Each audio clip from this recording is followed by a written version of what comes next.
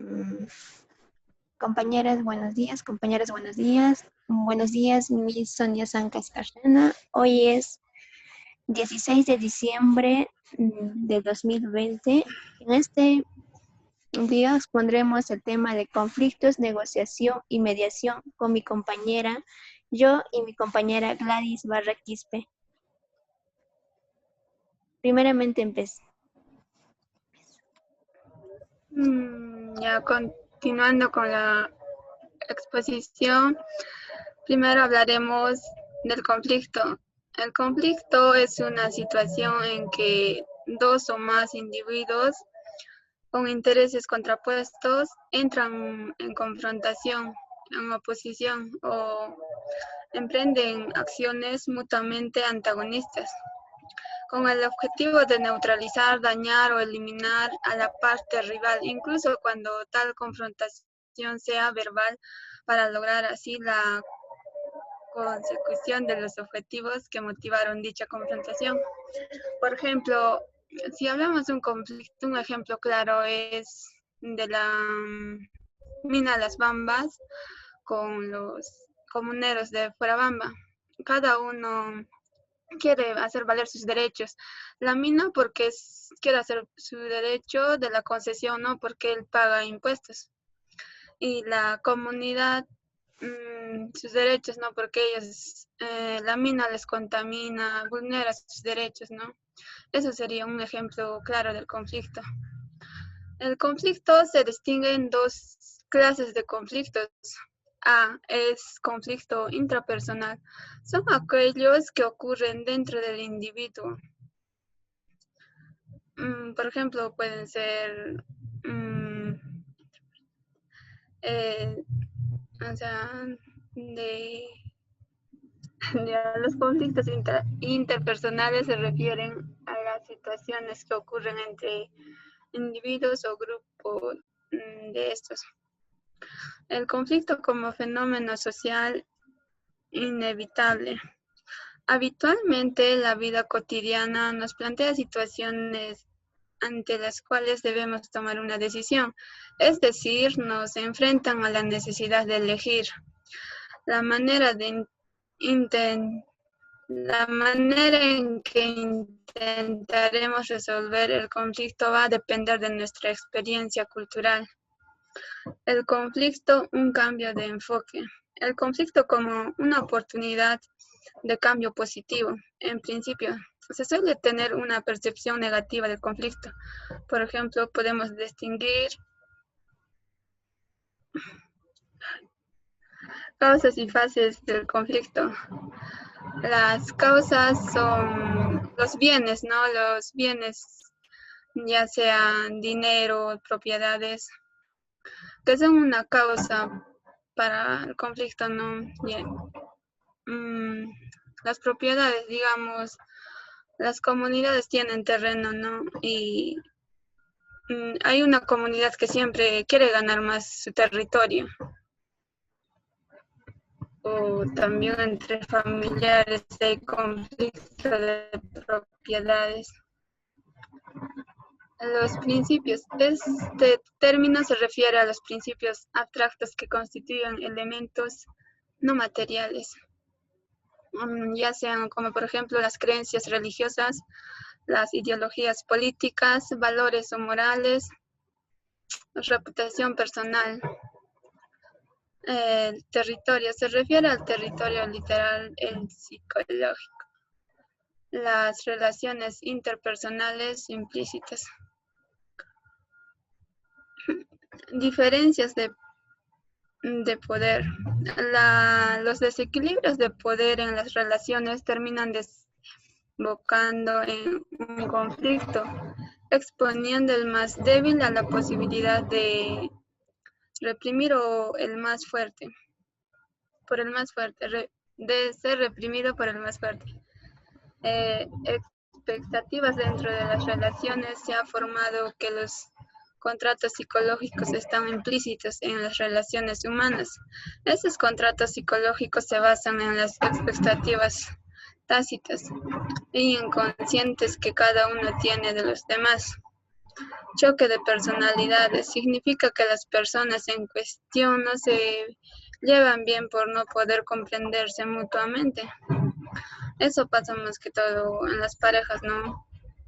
A veces de cualquier cosita se discuten y de poco a poco va pasando a un conflicto.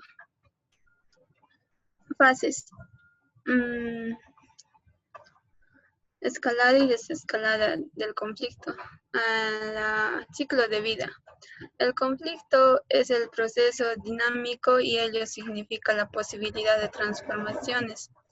Las situaciones del conflicto evolucionan cíclicamente y su dinamismo hace que los problemas o la forma del conflicto cambien. Cuando advertimos una tendencia de la relación a volverse cada una más conflictiva, la llamada escalada de conflicto, y al contrario, la desescalada se produce cuando la tendencia de la relación apunta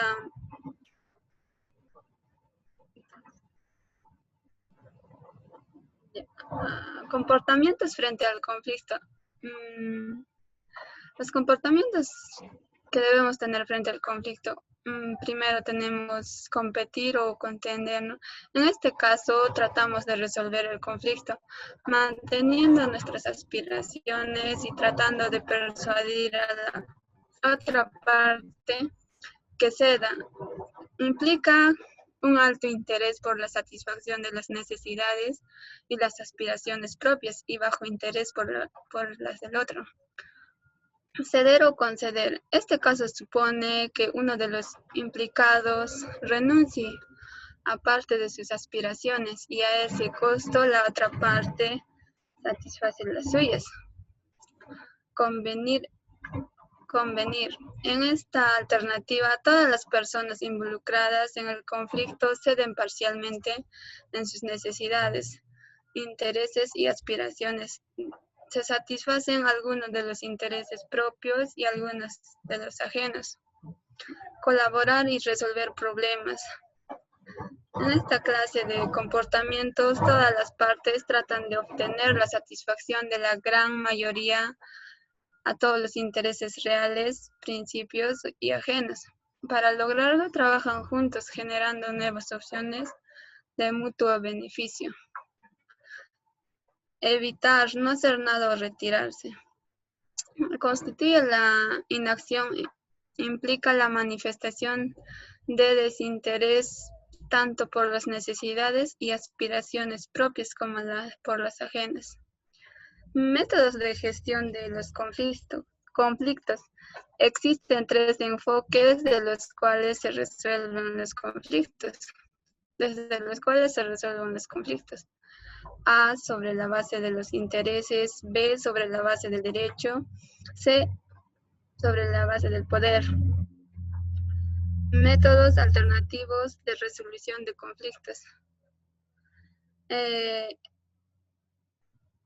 Denominamos métodos alternativos de resolución de los conflictos a una gran gama de herramientas utilizadas para solucionar conflictos sin necesidad de acudir al litigio judicial. Los principales métodos son la negociación, la mediación, la conciliación y el arbitraje. Necesidad de un sistema de resolución de conflictos.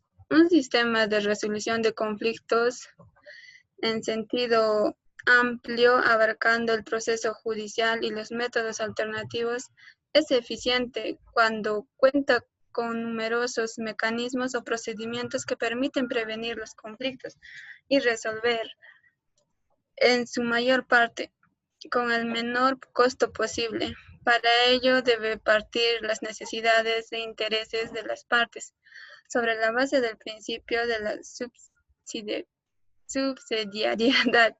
Este principio orienta a que cuestiones sean tratadas al más bajo nivel posible, en forma descentralizada. El más alto nivel solo se trata los conflictos cuyas características particulares así lo requieren. Marco conceptual de los principales métodos de resolución del conflicto. Como habíamos hablado anteriormente, los principales para solucionar un conflicto son la negociación, la mediación, la conciliación y el arbitraje. La negociación se da entre dos personas o más, puede ser, ¿no? Es voluntaria, informal, directa y permite a las partes tener control sobre el proceso y la solución sin ayuda o facilitación de terceros. La mediación se ha definido como un procedimiento no adversarial real en el cual un tercero neutral facilita la comunicación y ayuda a las partes a negociar para llegar a un resultado mutuamente aceptable. Un ejemplo en la mediación podría ser, ¿no?, cuando dos parejas se separan y tienen de esa pareja nace un hijo, ¿no? Tienen su... Entonces, para pasar la señora o la parte que va a tener la custodia del niño, van a llegar a una solución, ¿no? De cuánto le va a pasar la mantención en ahí.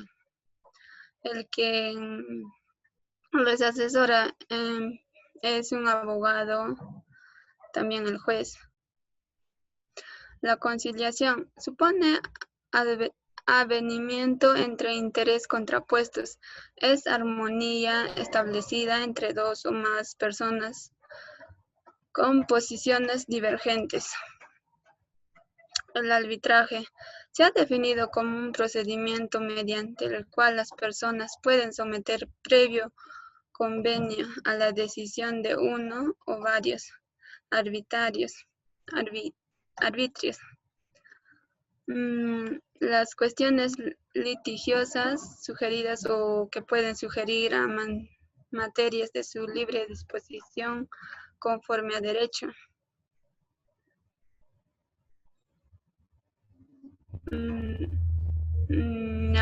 Ahora pasamos la parte de la negociación.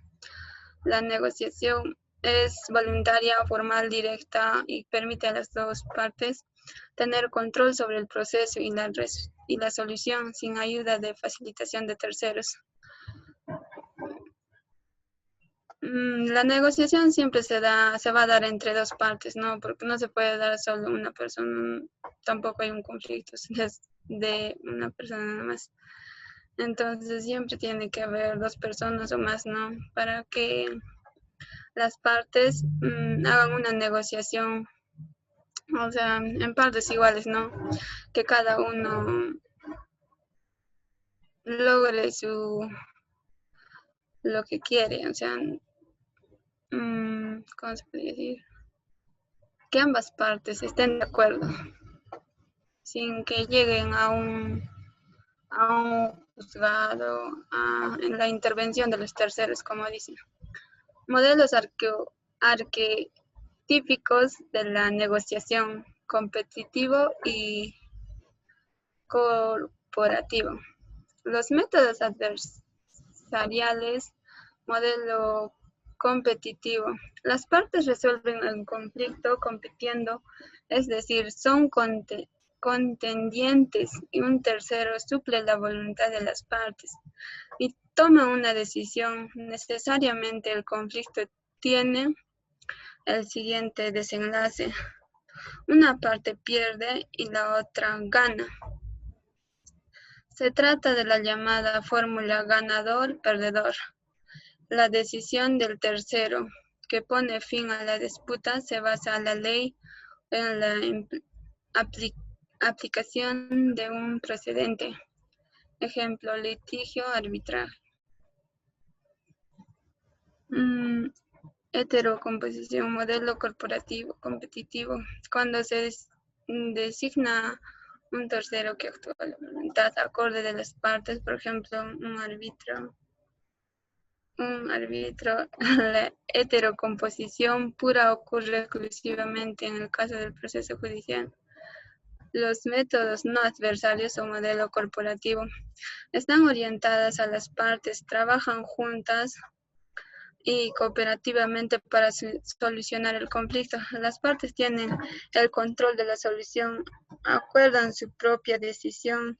Todas las partes se benefician con la solución que juntas han creado. Ejemplo de negociación.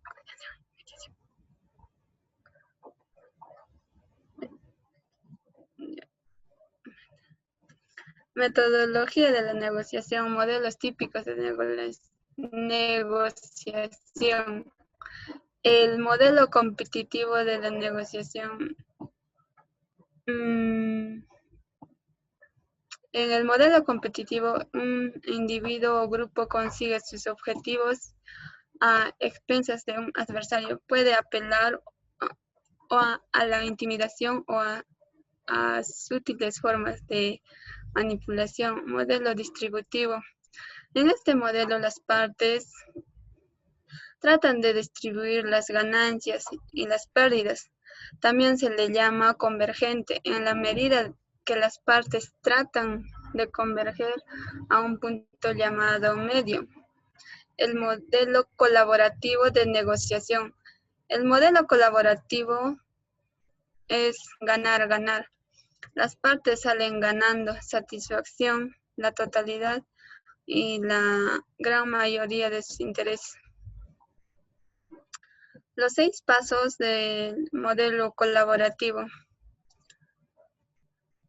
El primer paso es ir más allá de la posición. Para comenzar, se trata de pasar las posiciones a los intereses reales de las partes. Este paso consiste en concentrarse en los intereses que se encuentran por detrás de las posiciones.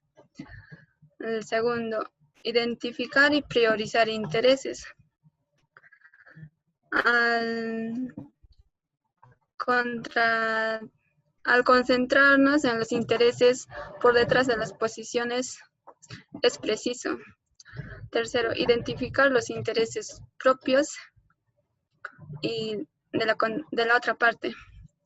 Hacer un listado para cada uno, estableciendo prioridades. Explorar cómo se vinculan con las posiciones adoptadas por cada parte. Evaluar la influencia y las necesidades. Asimismo, resulta fundamental distinguir los siguientes intereses. Los intereses comunes son aquellos que ambas partes comparten y en los que coinciden sus objetivos alcanzar ambos frente al conflicto. Los intereses opuestos son aquellos en los que todo lo que se lleva uno lo pierde el otro, y la única manera de conseguir las aspiraciones de las partes es partiendo diferencias. A continuación va a proseguir mi compañera Vanessa. Vanessa. Ya. Los intereses diferentes son aquellos que se apoyan en visión, expectativas, deseos o modos de encarar la realidad propia de cada una de las partes de un conflicto. También hay generar opciones una vez que los intereses emergen, analizar exhaustivamente. Hay métodos para generar opciones. Por ejemplo, podemos inventar antes de juzgar, multiplicar la variedad de opciones, limar las diferencias, explorar los... esta es la diapositiva 8.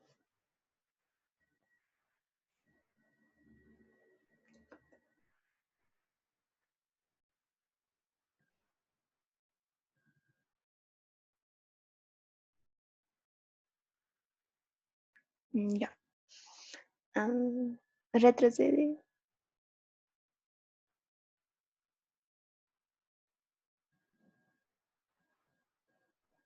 Retrocede, Gladys.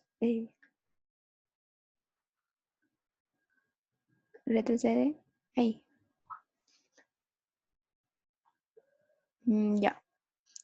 Considerar el valor del dinero del tiempo, explorar opciones de diferentes alcances, consultar y evaluar con base a criterios objetivos para la selección de opciones generadas y aplicadas estándares, independientes criterios objetivos de referencia.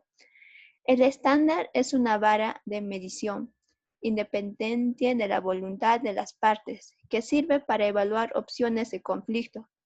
Identificamos criterios objetivos y procedimientos equitativos. Ejemplo, los derechos, el valor del mercado, precedente, la tradición, la reciprocidad, eficiencia, tratamiento igualitario, apreciación científica y tasación. Ya. Se trata de evaluar en forma privada e individual las propias fortalezas y debilidades y también identificar el man de la otra parte. Fórmulas propuestas una vez que ampliamos a lo posible el campo de negociación, que se ha contemplado los intereses y generado opciones y luego establecido los límites objetivos y subjetivos de cada uno de los partes, es posible generar propuestas para lograr un acuerdo mutuo satisfactorio. Si no hay acuerdo, cada parte acudirá a su mejor alternativa y si el acuerdo se logra, lo que cada parte obtiene debe estar por encima de esta alternativa para que la negociación sea ventajosa. En conclusión, la negociación colabora a las personas involucradas, tratan juntas de solucionar el problema.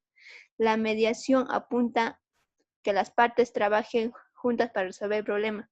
En conclusión, la mediación, la negociación, para llegar a una negociación mutua, se tiene que llegar a que las dos partes estén de acuerdo. Si no va a estar de acuerdo, no se va a llegar a una negociación, entonces va a intervenir una mediación. ¿Qué es una mediación?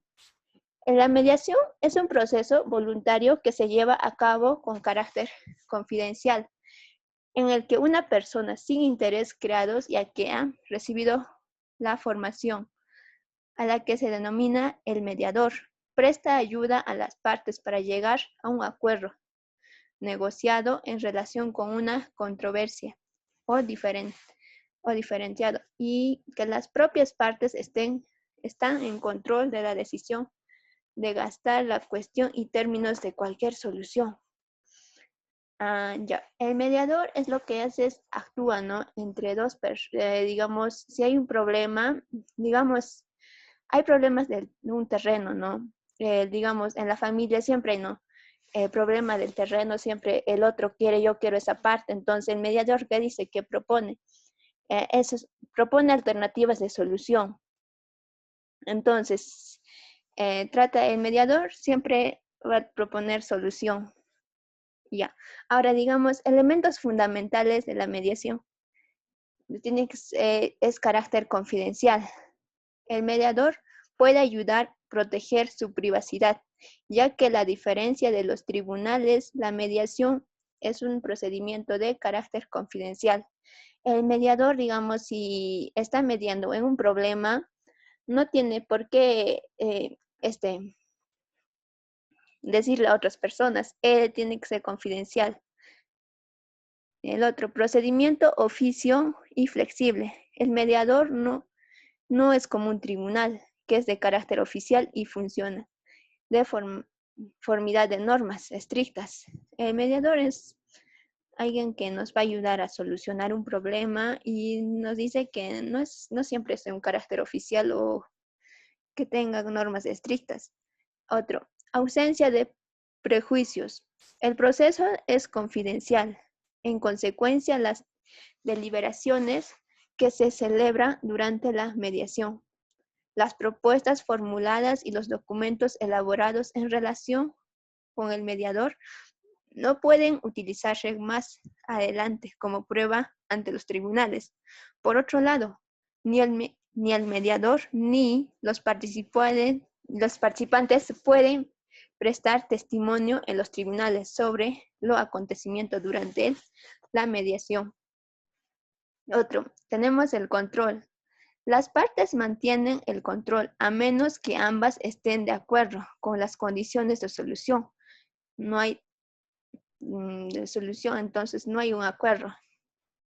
Siempre tiene que ver un control, que las partes estén de acuerdo, ¿no? Con las con las alternativas de soluciones que propone el mediador. Y otro, la seguridad. El mediador no es un juez y no puede obligar a las partes a aceptar ningún tipo de decisión. El mediador es que solo te da unas alternativas de solución y si las dos partes lo aceptan, es bueno, ¿no? Es bien, entonces no te puede obligar que algo que él, digamos, haya propuesto, una alternativa de solución, pero que no los conviene a los dos, entonces no les va a obligar que lo acepten, ¿no? Otro, características. Las características son voluntariedad. La mediación es un proceso voluntario. Esto significa que las partes deciden si participan o no en la mediación. Las partes deciden también si pertenecen o se retiran durante el procedimiento de la mediación. También si no, las partes deciden si hay o no acuerdo y el contenido de los mismos. Siguiente.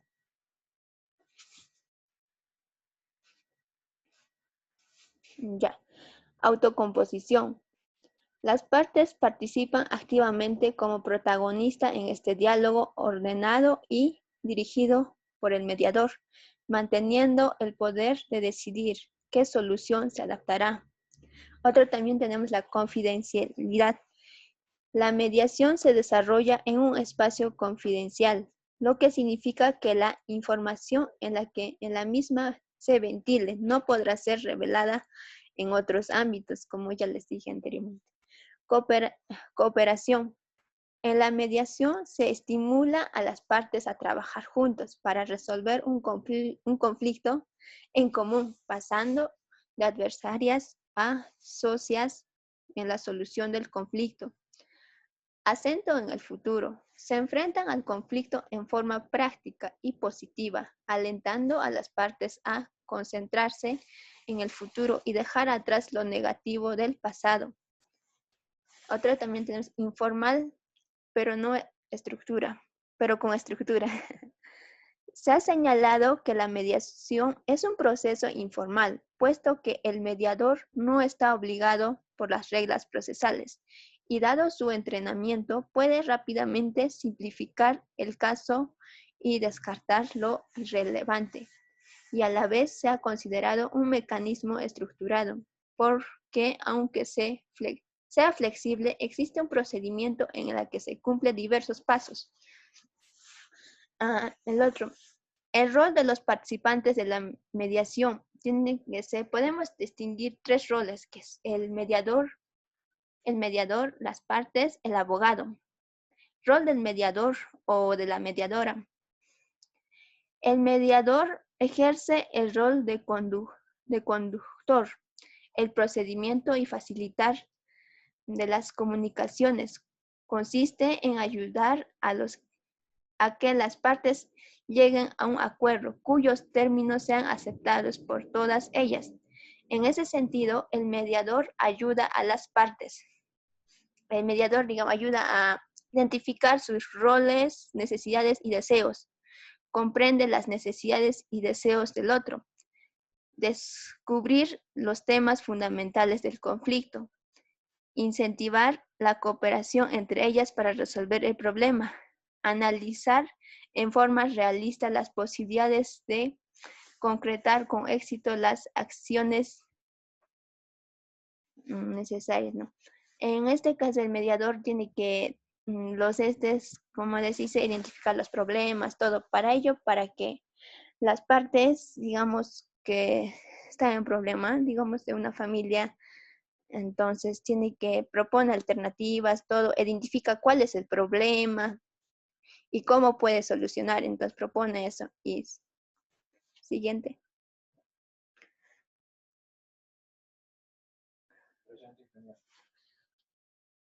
El siguiente. Ya. También el mediador no actúa, por tanto, como juez, ni abogado, ni terapeuta, y por ello no puede decir quién tiene razón. Propone fórmulas de acuerdo a las partes, asesoradas a las partes sobre sus derechos. El rol de las partes, ¿cuáles son? El rol de las partes es participar activamente como protagonista del diálogo, ordenado y dirigido por el mediador, manteniendo el poder de decidir de soluciones se adoptará. Los participantes tienen que ser, digamos, tienen que estar activos, ¿no? Siempre dar su punto de vista, cuál es, a qué quieren lograr, pero en este caso tiene que ser en manera ordenada. Y ya, rol de los abogados. Las partes pueden acudir a la mediación a solas o con sus abogados, sin concurrir con su abogado a la mediación. El mismo ejerce su rol asesorando legalmente a su cliente y evaluando con él las ventajas o desventajas. Es posible acuerdo. El abogado puede ejercer los siguientes roles o funciones durante la mediación. Por ejemplo, puede participar directamente asistiendo a las reuniones, participar indirectamente asesorando a su cliente antes, durante o después de las reuniones, colaborar en la reducción de los acuerdos logrados, revisar proyectos de acuerdos. Ahora, digamos, ¿cuál es el perfil y cualidades relevantes del mediador? Como principales cualidades de un mediador eficiente se han indicado los siguientes. El mediador debe ser neutral e imparcial. La capacidad del mediador de mantener un papel neutral e imparcial cuando interviene en una controversia. También tiene que ser oyente y activo. El mediador debe escuchar auténticamente con sinceridad y concentración. Tiene que escucharte, ¿no? Ese rato el mediador no puede estar distraído, por algo es el que va a solucionar el problema, ¿no? No tendría sentido que tú tengas un mediador y esté en otro mundo. Entonces tiene que escucharte, también tiene que ser sensible, debe ser respetuoso con las partes y sensibles a sus fuertes sentimentales valorativos, incluyendo sexo, raza y diferencias culturales. A veces no puede ser que el mediador no sea insensible, ¿no? Porque a veces siempre hay racistas, entonces no tiene que haber eso. A veces porque es de otra raza un poco, entonces tratan de discriminarlo. Entonces el mediador no tiene que ser así, tiene que tratar a todos por igual y siempre respetuoso, ¿no? También tiene que ser empático, debe ser capaz de ponerse en el lugar de cada parte, comprendiendo la percepción, preocupaciones y temores de cada una de ellas. También tiene que ser paciente, no tiene que desesperarse. La persona tiene sus propios tiempos para reflexionar sobre la conversación. Resulta importante que se siente esperados por el mediador. No que sea paciente, no que tú a veces te pones nervioso, entonces no tiene que desesperarte peor, ¿no? De lo que ya estás, entonces tiene que ser paciente y todo. Ya, flexible. Debe estimular la fluidez en las comunicaciones. Imaginativo y hábil. Debe tener capacidad de aportar y generar nuevas ideas. Siguiente. Ya. Ética del mediador. Un mediador debe elegir un modo de vida ético, guiado por un conjunto de normas. El mediador actúa como tercero, neutral y debe actuar claramente en su relación con los participantes. Debe ser honesto e imparcial, promover la confianza en las partes. Tiene el deber de poner a disposición de las intervinientes todas las habilidades inherentes y a su labor y todos los esfuerzos tendientes a conducir la mediación con mayor excelencia. Ya, digamos, el mediador debe excusarse y apartarse del caso de las siguientes situaciones. No puede estar involucrado. Si tuviese relación de parentesco por sanguinidad dentro del cuarto grado o del segundo grado de afinidad, con alguno de los participantes, sus mandatarios, no se podría, ¿no? La dis-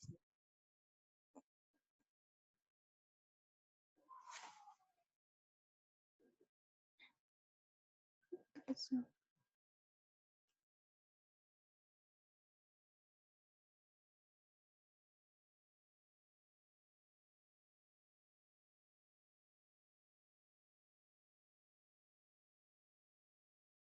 Ya. Retrocede.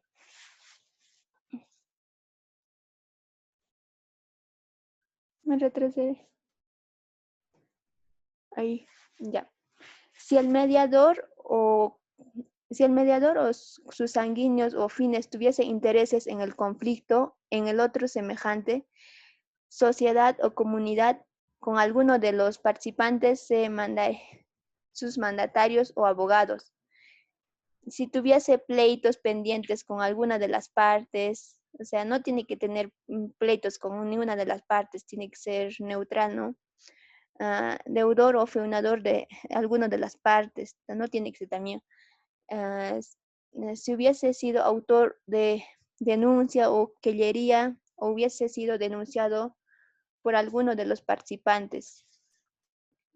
También si hubiese sido denunciado por alguno de las partes ante el centro o algún otro centro de mediación reconocido.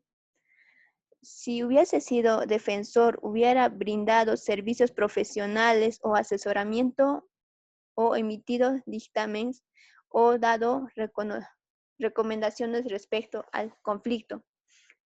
Si hubiese recibido beneficios de importancia de algunos de los participantes, si tuviera relación de amistad íntima con alguno de los participantes, enemistad o odio, resentimiento con alguno de los participantes, o si diese a cualquier otro casual que a su juicio le impusiera abstenerse de participar en la mediación por motivos de decoro. Si el mediador cumple todo esos, no sería bueno que tú elijas a un mediador que sea tu enemigo, porque digamos, si eso pasa, entonces siempre va a favorecer a la otra parte. Entonces, el mediador debe ser neutral. Ya, otro. Los mediadores deben dar tratamiento confidencial a la información relevada durante una mediación, excepto con los siguientes casos. Información que por ley debe ser revelada. Información que a juicio del mediador pusiera en riesgo la integridad física de una parte o de un tercero. Información cuya reserva o puede garantizarse y sobre la cual el mediador ha puesto en conocimiento a las partes. Siguiente. Ya. El procedimiento de mediación. El proceso de mediación es estructurado, aunque a la vez es un esquema flexible que se adapta a los casos. Etapas del procedimiento de mediación. En el proceso de mediación puede encontrarse los siguientes pasos. Preparación de la mediación, presentar de las reglas a las que se sujeta a la mediación, narración de los hechos e identificación de problemas, detección de intereses y necesidades, el replanteo, generación de opciones, elección de opciones, propuestas, convenio y seguimiento y evaluación de la mediación. Puede dirigirse en 4 etapas que constituyen los pasos mínimos imprescindibles de mediación. Etapa 1, organización de la mediación. Comprensión de las posiciones o búsqueda de interés. Etapa 3, replanteo y generación de opciones. Etapa 4, lograr un acuerdo. La etapa 1 es organizar la mediación. Recepción y presentaciones personales. Se ha recomendado que el mediador se presente de la forma que ha decidido de las partes que dirija a él. Ubicación en el espacio. Para la ubicación de las partes en el lugar de la reunión, la mediación deberá observarse lo siguiente. la comodidad, la luz, la temperatura, todo. Buen contacto visual y auditivo. Asegurar la intercomunicación, que no se sugiera falta de necesidad, que no se sugiera autoridad innecesaria en el mediador. También tiene que haber preparación de la mediación.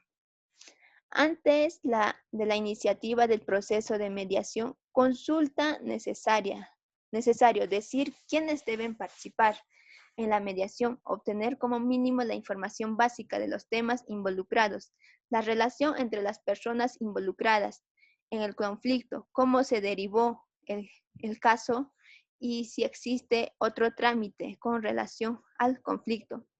Se toma en cuenta quiénes deben participar en la mediación según el grado de información y poder la decisión respecto al conflicto.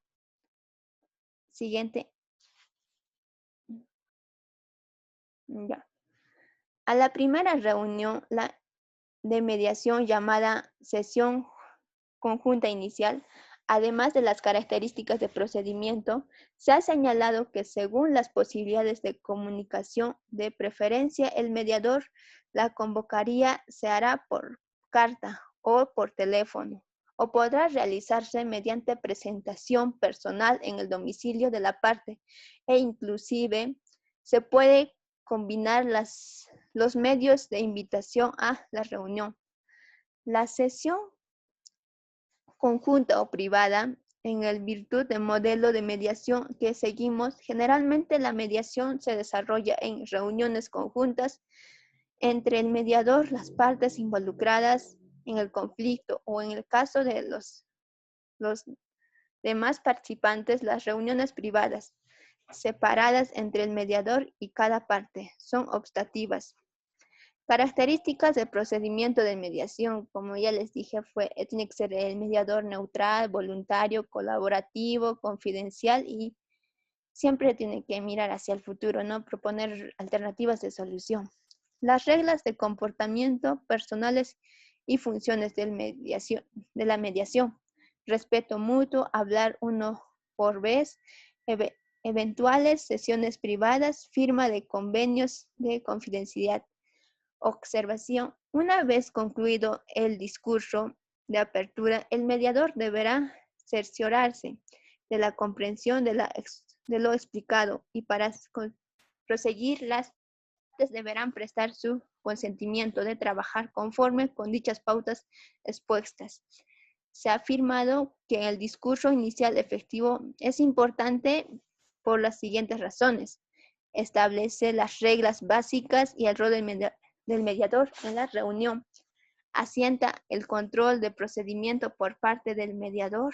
Sirve que los participantes se sientan cómodos.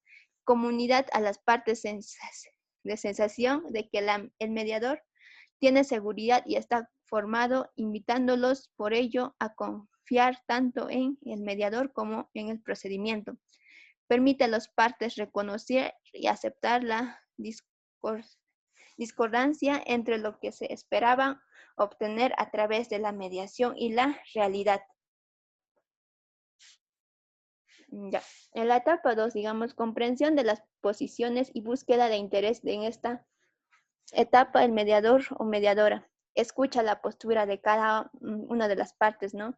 El mediador confeccionará una agenda provisional a la que se definición del área y cuestiones, discutir, identificar los temas a tratar, tener acuerdos sobre los puntos a discutir, determinar las consecuencias en las que vayan a trabajar. El mediador deberá trabajar formulando preguntas adecuadas para detectar los intereses comunes y diferentes de las partes. También tenemos la etapa 3, que es el replanteo y generación de opciones. En la tercera etapa se reencuentra el conflicto mediante la utilización de la pregunta clave del replanteo. ¿Cómo podemos hacer para lograr satisfacer las necesidades prioritarias y subyacentes de las partes? Las partes puede ser el A y la parte B. para encaminar a las partes a una negociación colaborativa basada en los intereses. El mediador deberá logrado poner a casa una de los lugares de la otra, de tal forma que se encuentren preparados a generar opciones orientadas a satisfacer las necesidades de todos los involucrados en el problema. Una vez que se replantee el conflicto en base a los intereses, hay una serie de métodos para generar opciones. Se trata de insistir en ampliar el abanico de opciones antes de decidir, imaginar todo tipo de posibles soluciones antes de evaluar cuáles serían las más viables, multiplicar la variedad de opciones, explorar los intereses diferentes, explorar opciones de diferentes alcances. Y eso sería todo, compañeros, y gracias.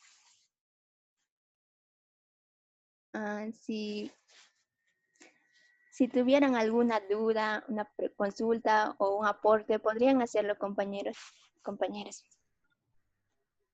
El video, Vanessa.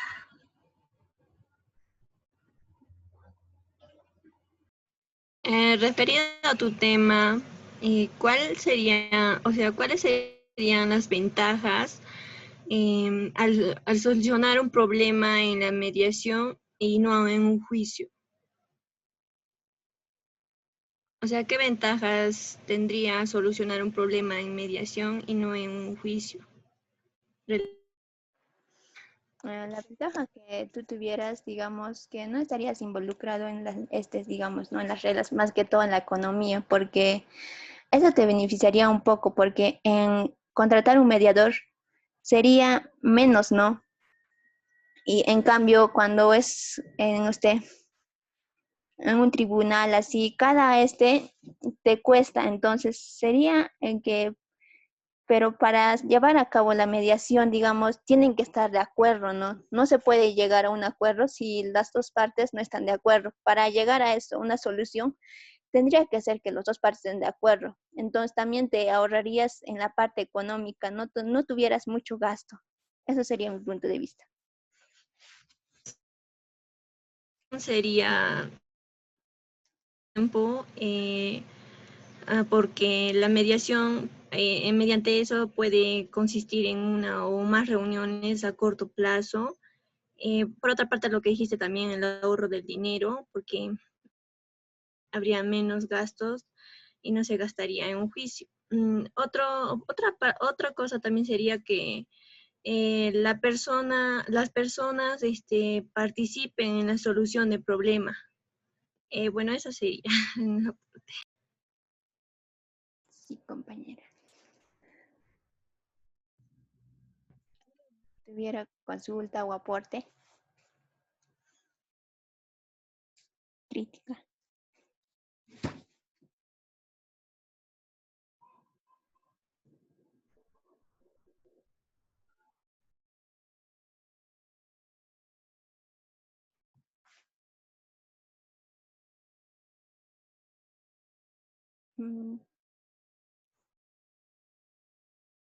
¿Alguien tuviera preguntas, dudas, compañeras, compañeros?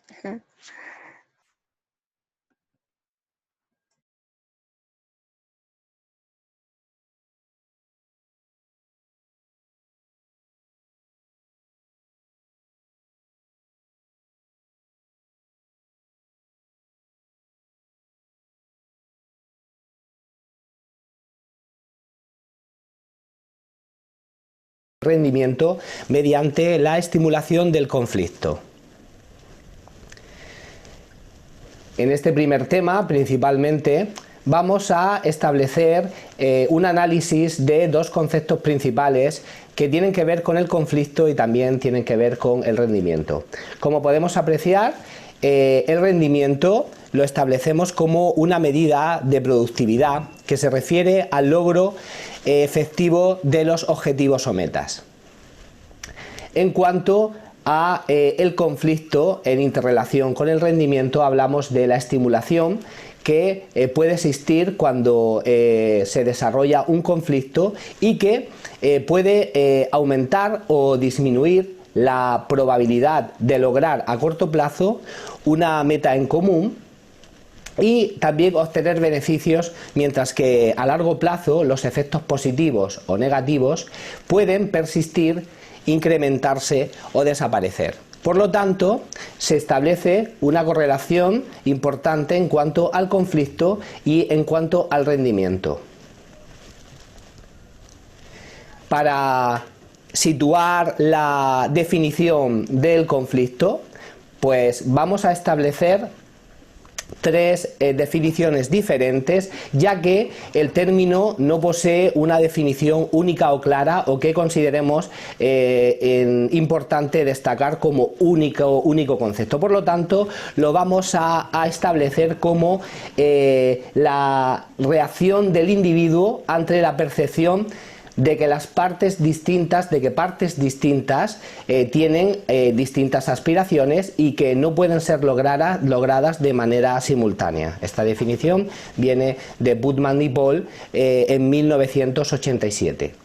También vamos a definir conflicto como el proceso que comienza cuando una parte percibe que la otra parte afecta o está próxima a afectar de manera negativa a algo que le concierne. Como podemos distinguir en esta segunda definición, ya aparece la percepción negativa del término conflicto.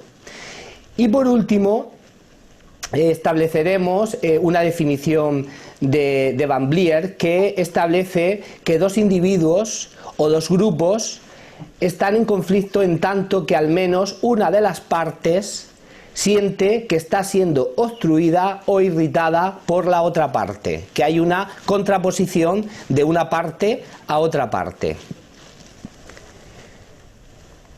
También vamos a diferenciar y establecer la resolución de un conflicto y la gestión de un conflicto. Son cosas distintas y la cuestión no reside tanto en la existencia o ausencia del conflicto, sino en la forma en que es asimilado y que es gestionado. Por lo tanto, resolver un conflicto implica la reducción, la eliminación o la finalización de él mismo, en el que se puede emplear la fuerza o la autoridad. En cambio, gestionar un conflicto implica diseñar estrategias para minimizar las disfunciones del conflicto y maximizar sus aspectos positivos. Por lo tanto, en relación a la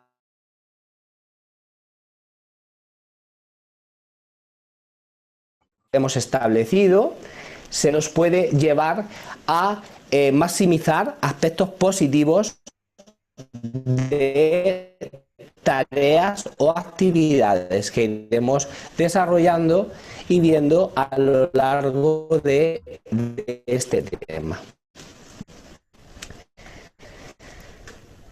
En cuanto a la optimización y estimulación del conflicto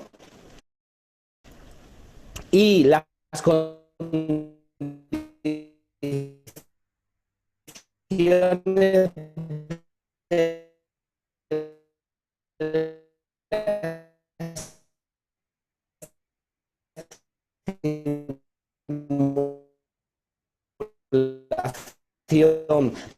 para la mejora del rendimiento, van a influir distintas variables.